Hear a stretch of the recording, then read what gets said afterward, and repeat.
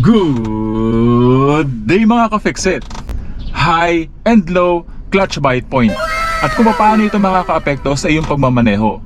Yan ay babahagi ko sa iyo ngayon in this episode of Fix It Dennis. Fixing the way we drive.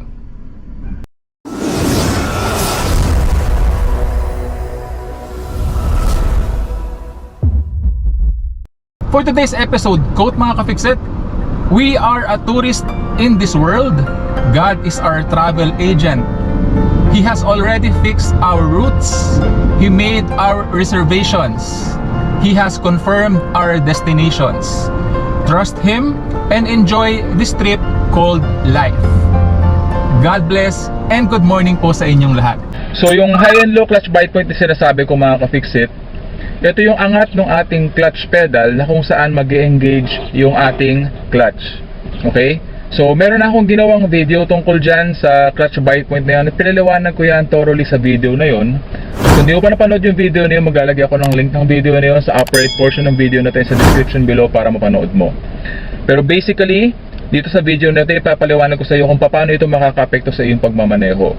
So tayo as a driver, kung meron man tayong sariling ginagamit na sasakyan, may mga pagkakataon na kailangan natin magmaneho ng ibang sasakyan.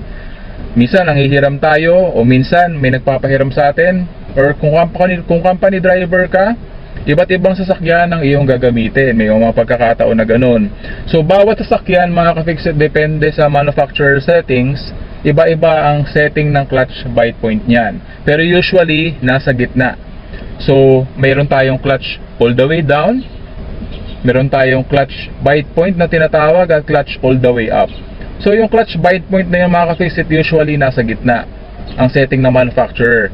Pero kapag pinaayos na yung sasakyan, merong mga mekaniko na sinset ng tama yung clutch bite point, meron din namang hindi. So minsan, pag angat man na pa lang ng konti ng clutch, nag-engage na agad yung ating clutch bite point. Minsan naman, naangat mo na halos all the way up, tsaka pa lang mag-engage yung clutch bite point. So depende po yan sa pagkaka-adjust. Itong sasakyan na to, Mitsubishi Mirage, saktong-sakto yung pagkaka-adjust ng clutch bite point na to, nasa gitna. So minsan, first time ko palang masakyan yung isang sasakyan, yun na agad yung inaalam ko bago ko pa alamin kung gaano kalakas yung preno ng sasakyan. Pero sa ibang topic na yun mga ka-fixit. Okay? So kailangan sa umpisa pagsampa mo ng sasakyan, alamin mo agad yung clutch bite point niyan mga ka-fixit kung nasa yung setting, para pag pinaandar mo na hindi ka mamamatayan ng makina. Okay? So subukan na natin yan ngayon mga ka-fixit ha. Disengage ko yung ating handbrake. Nakaapak na ako sa aking foot brake dahil nasa medyo slant na kalsada tayo.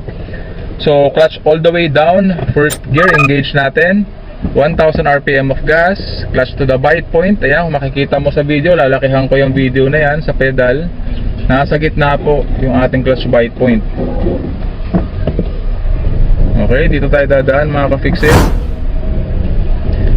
Tayo ay magmamaneho sa isang masikip na kalsada, yung paliko-liko, para paulit-ulit kung gagawin yung clutch bite point. Okay? Ayan. So yung pagkakaset ng clutch bite point nito mga ka-fixit, nasa gitna. Ayan, ulitin natin yan. Ayan kung mapapansin mo. At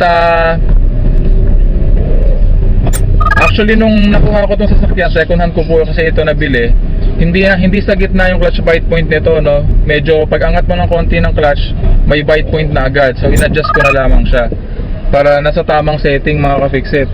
Kasi ang prefer ko talaga na clutch bite point is nasa gitna. Doon talaga ako nasanay, hindi na naman po talaga yung tama. Okay, so sinet ko na lang po siya ng tama mga ka-fixit.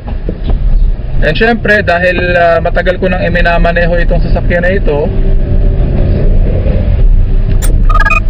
at sanay na po ako dito, so gamay na ng paa ko, ng aking muscle memory and reflex action, yung clutch bite point na sasakyan na to. Pero kapag nasa ibang sasakyan ako mga ka-fixit, syempre may mga pagkakataon na nababago yan. So ang unang-una kong chine-check sa isang sasakyan yung clutch bite point niyan. Susubukan ko siyang parang kadahin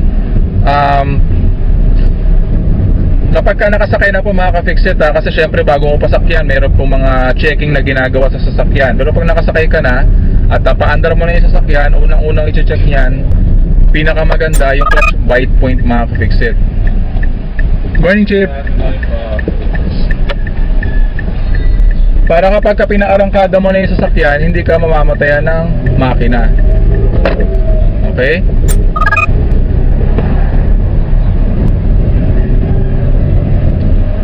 So, syempre mga ka-fixit, hindi yun naman po pwede na halimbawa nanghiram ka ng sasakyan, tapos hindi tama yung clutch bite point niya, sabihin na lamang natin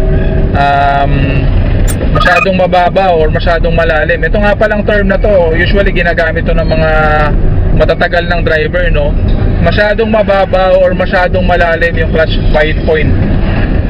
Yung masyadong mababaw mga ka-fixit, ibig sabihin nun, halos clutch all the way up na, saka pa lang nag-engage yung clutch bite point. Yung masyadong malalim naman, syempre ang ibig sabihin nun, pagkaangat mo pa lang ng konti ng clutch pedal, nag-engage na agad yung clutch bite point. Yun yung ibig sabihin ng masyadong mababa at masyadong malalim na clutch bite point. High and low clutch bite point mga ka-fixit. So syempre kung bago mo pa lamang gamit yung sasakyan, pinahiram sa'yo, at mali yung setting ng clutch, hindi naman po pwedeng i-adjust mo yung clutch bite point niya kasi hiniram mo nga lang naman.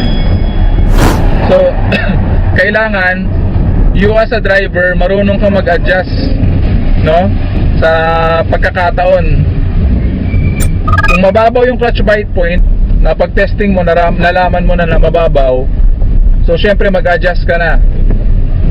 I-hold mo siya ng tama sa kung saan nag-engage yung kanyang clutch bite point. Okay? Para magamit mo ng tama yung sasakyan, hindi ka mamatayan basta-basta ng makina. Kaya po nangyayari yung mga, lalong-lalo na kapag sa mga baguhang driver at first time pa lamang nilang gagamitin yung sasakyan, so doon talaga namamatayan ng makina. O kung halimbawa naman na nanghiram ka ng sasakyan o may pinahiram sa'yo, may pinagamit yung sasakyan, doon talaga namamatayan ng makina kasi nga hindi pa kabisado yung clutch bite point mga ka-fixit. Oh, yeah, ang lalim nito. Grabe oh. Dahan-dahan lang, ayan, para hindi masyadong masakit sa ating shocks. Yan. So, yun yung unang-una kong payo sa'yo mga ka-fixit. Pag first time mo pa lamang sasakyan yung sasakyan.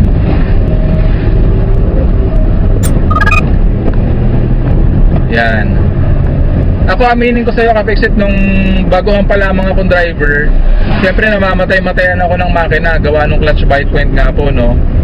Yung pinagtrabahuan ko kasing company, maraming mga L300 van tsaka mga 6-wheeler truck. So iba't ibang sasakyan yung nagagamit ko every now and then, depende sa availability ng sasakyan.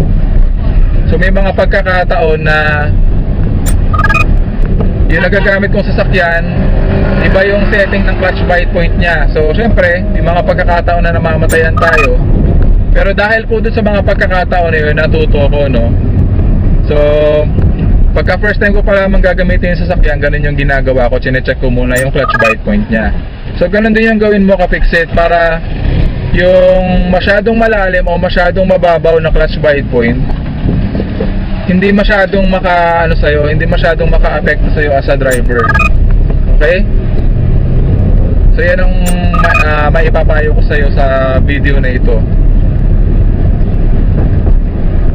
Pagdating naman sa usapin ng iba pang parts ng sasakyan, parang ganun lang din. I-check mo muna syempre.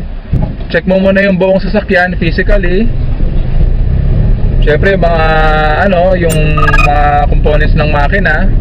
So maraming pwedeng i-check dyan. Engine oil, coolant, pero sa ibang usapin na yon, yung mga gulong, yan. Actually meron na akong ginawang video tungkol dyan detailed video yon kung ano yung mga dapat mong i-check sa isang sasakyan bago mo pa ito paandarin, lalong-lalo na pag gagamitin mo siya sa mahabang biyahe mga ka-fixit. So maganda yung video na yon. Kung hindi mo pa napanood yung video na yun, maglalagay ako ng link ng video na yun sa upper right portion ng video na to and sa description below para mapanood mo. Okay? So tandaan mo ka-fixit, hindi lahat ng sasakyan pare-pareho ang bite point, at bukod pa doon hindi rin pare-pareho ang pagkakaset niyan. ng iba't ibang components sa sasakyan. Although pareho yung brand, pareho yung model, maaaring may pagkakaiba yan, lalong-lalo na kung matagal nang ginagamit yung sasakyan. Kasi syempre, na-adjust na yan, nagamit na yan, kaya maaaring maging iba yung setting ng sasakyan na yon. So i-check mo maigi yan bago mo pa siya paandarin. Okay? So with that being said, palaging tatandaan na walang sino man ang pinanganak na magaling. Kailangan natin ng sapat na panahon at pagsasanay upang maging magaling tayo sa anumang bagay. And that concludes our episode for the day. I do hope na sana may natutunan ka sa video episode natin ngayong araw. At kung hindi ka pa subscriber ng channel ko, please consider subscribing. Please like, leave a comment, and share my videos para makatulong din po sa iba. Again, thank you for watching. Hanggang sa muli. Paalam!